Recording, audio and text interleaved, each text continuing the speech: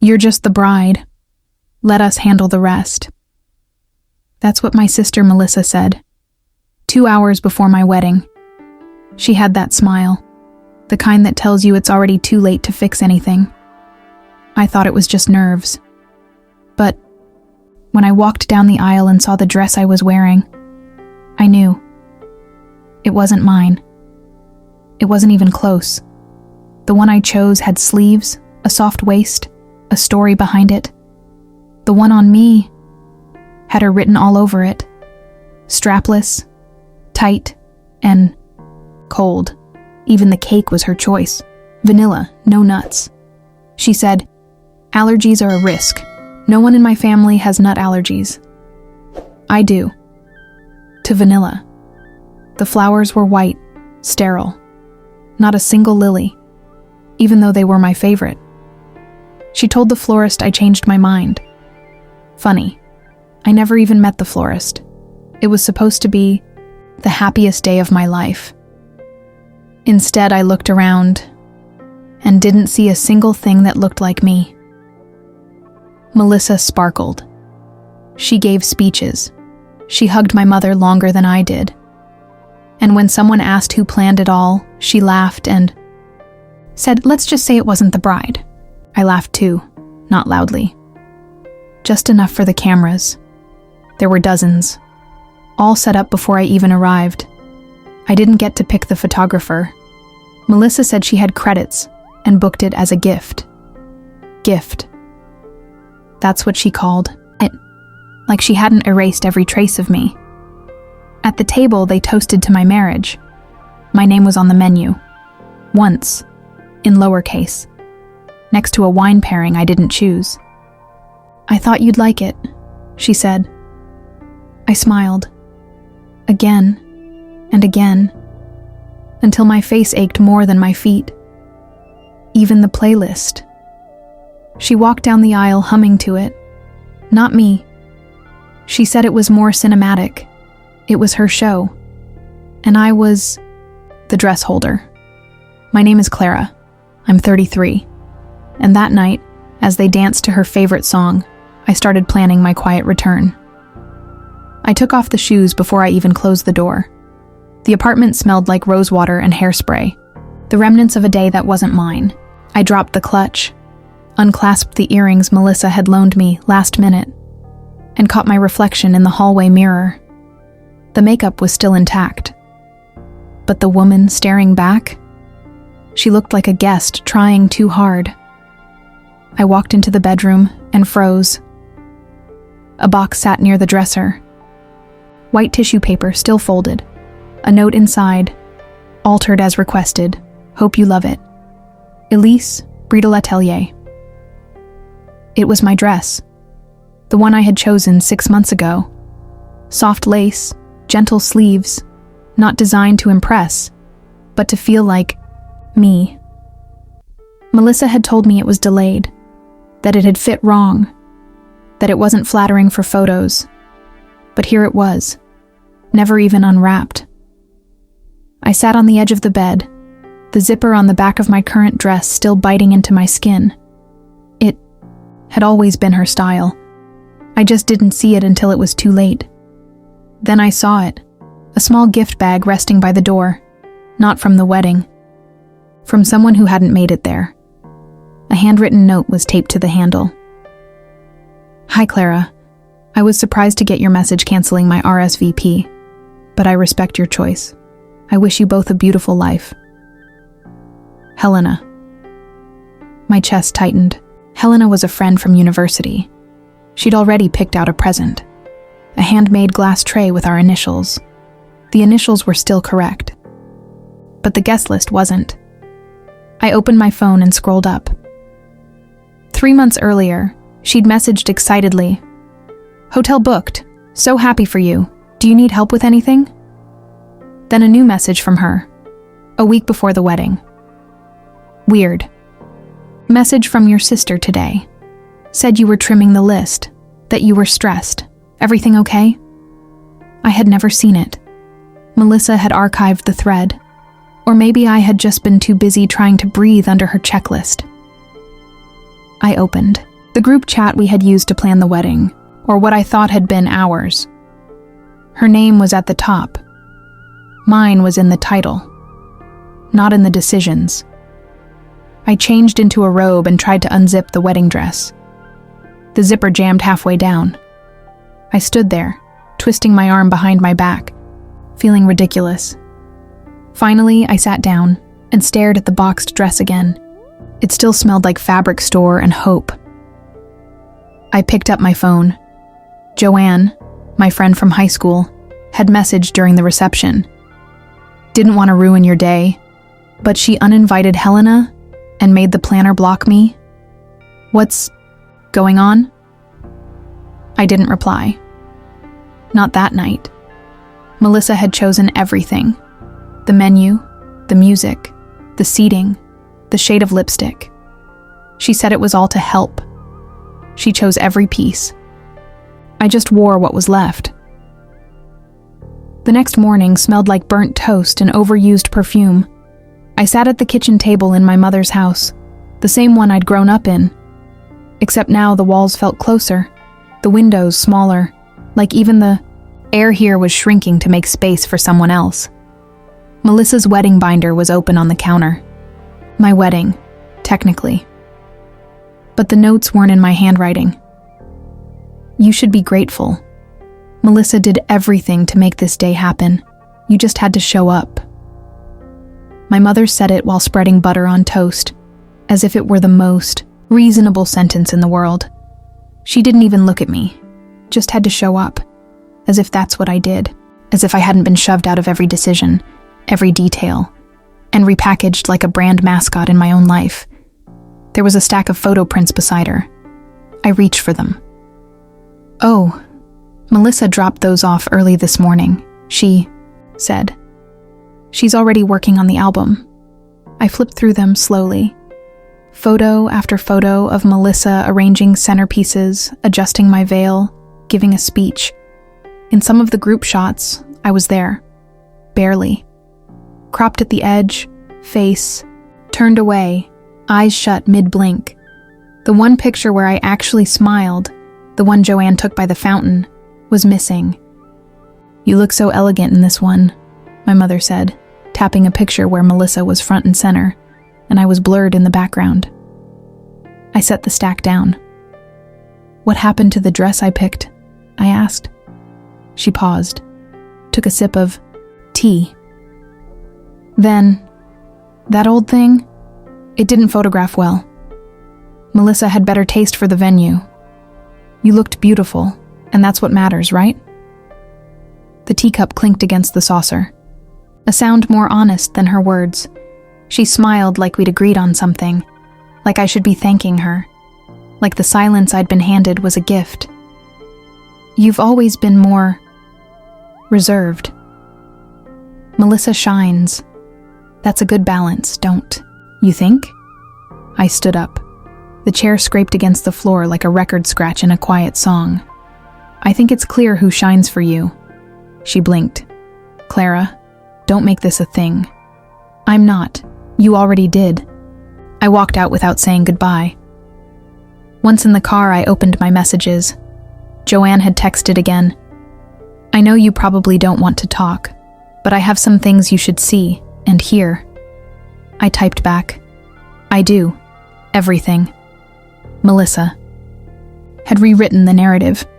But now, I was finally flipping the page. Joanne met me at a cafe 2 neighborhoods away. Somewhere neutral. Somewhere that didn't smell like vanilla candles or judgment. She'd already ordered chamomile tea for both of us. My favorite. I hadn't said it, but she remembered. She always did. When she pulled out the folder, it was thicker than I expected. Not because of photos, though there were plenty, but because of printouts, emails, screenshots, confirmations, receipts from vendors I'd never seen, with instructions in Melissa's name. Some dated months before I even got engaged. She booked the venue before you said yes, Joanne said quietly. She told me she had to move fast in case you got indecisive. I stared at the invoice.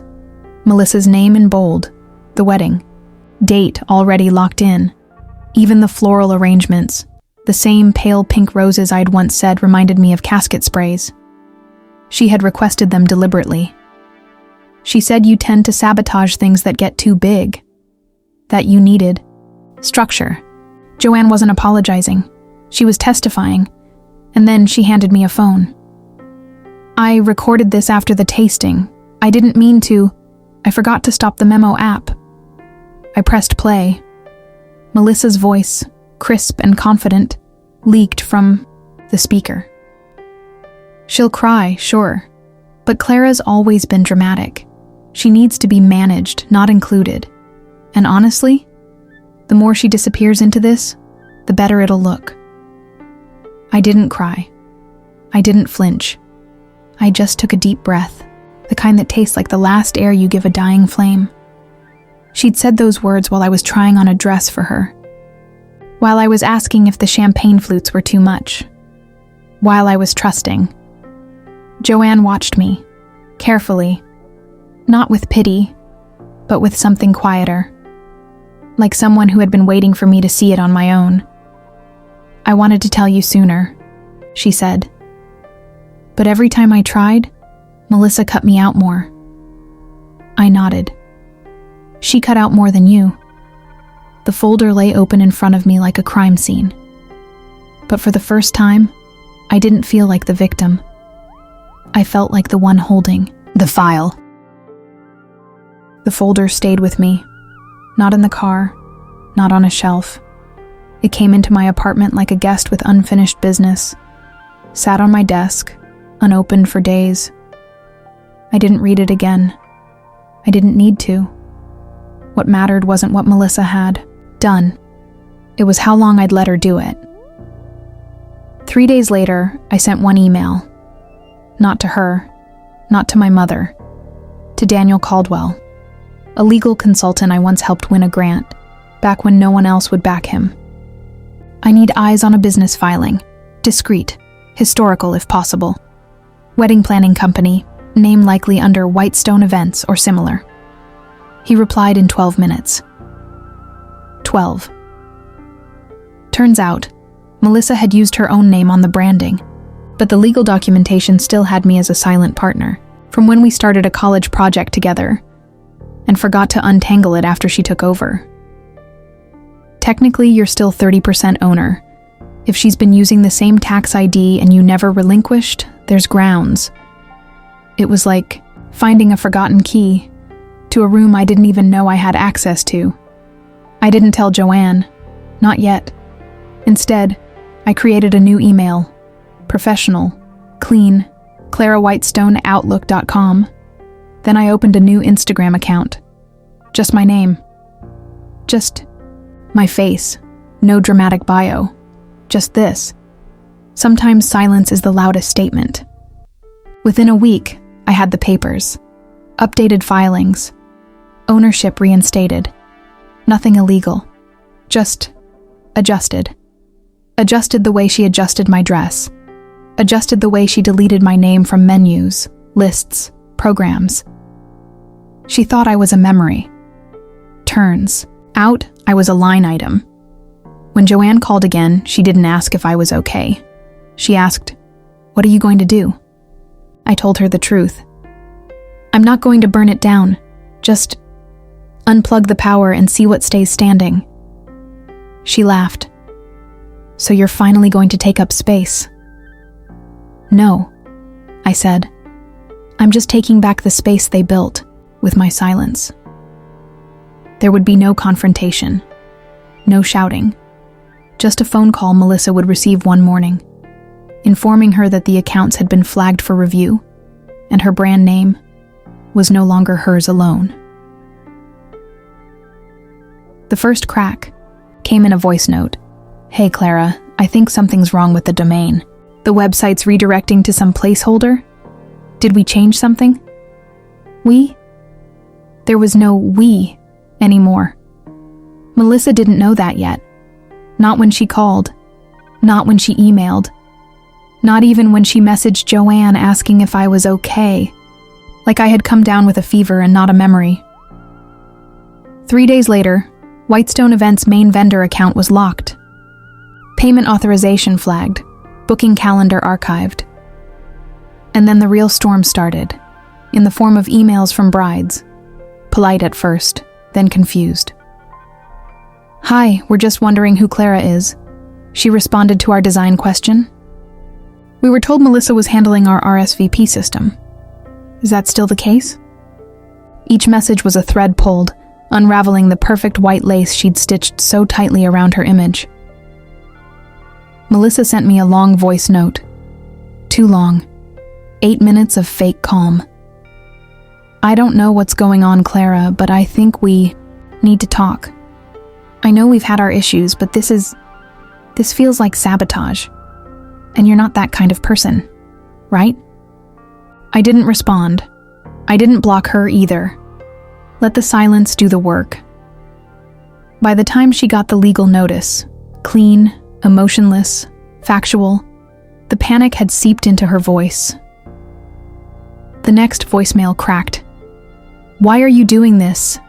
Is this about the wedding? About the dress? I was trying to help, Clara. You didn't appreciate how much I did for you. I gave you a platform."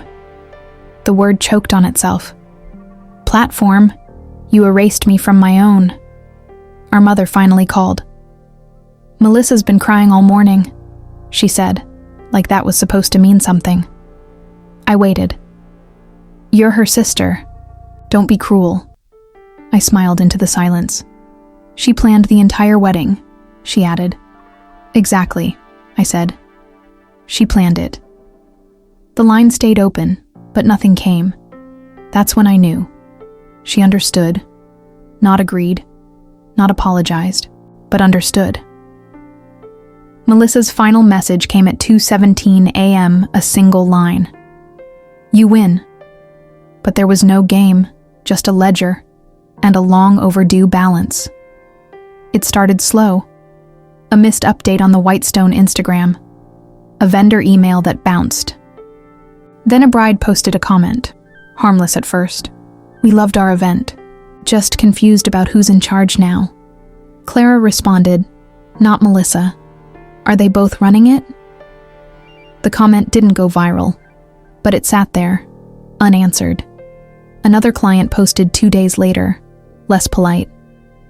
"I booked this company because of Melissa Whitestone. If someone else owns it now, I deserve to know." Melissa tried to control it. She replied with long captions, perfectly curated posts, stories with behind-the-scenes shots, all smiling, all pretending. But people felt it. The silence between the photos, the shift in tone, the absence of her confidence. Then came the article. Not a major outlet, just a niche wedding blog. Industry Insider. Whitestone Events under quiet transition. Ownership questions arise. It had no source. No direct quote, but it didn't need one. The comments exploded. Former clients, ex-assistants, even that florist Melissa used to underpay. They all chimed in. One wrote, "If Clara's behind the brand now, honestly, it makes sense. She was always the one actually replying." Joanne sent me the screenshot, no words, just a heart emoji.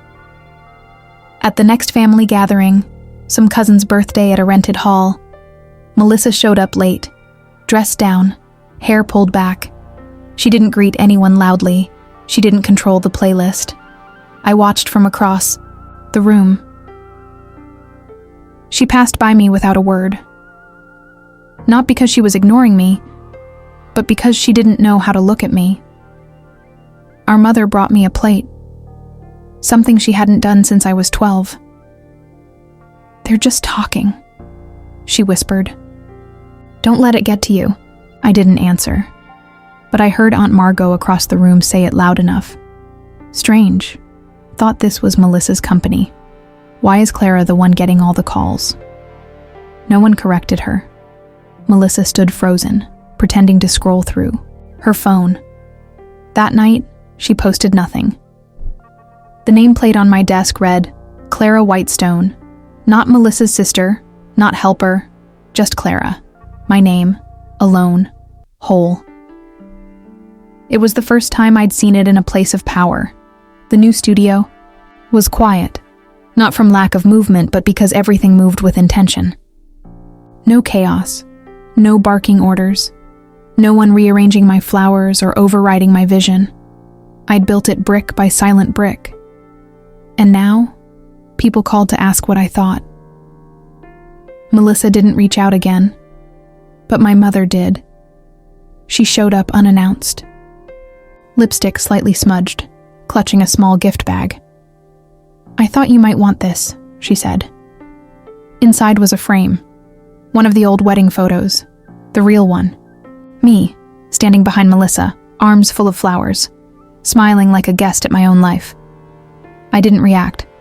She waited for something. I gave her tea. Nothing else.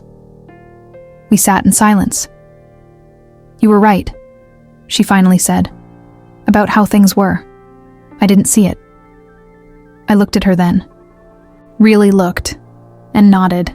That was all. She left the photo on my shelf. I didn't hang it.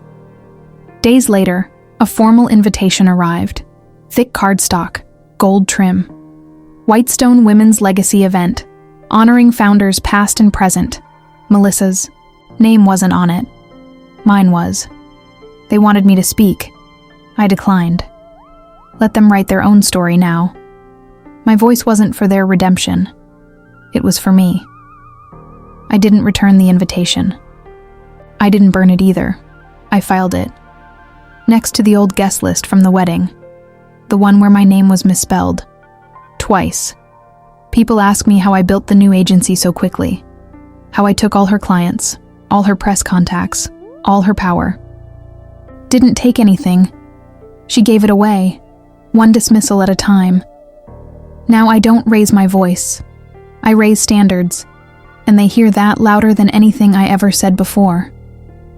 If you've ever looked around and realized, the big day was never, "Yours, Ma, leave a comment. Some of us don't scream to be heard."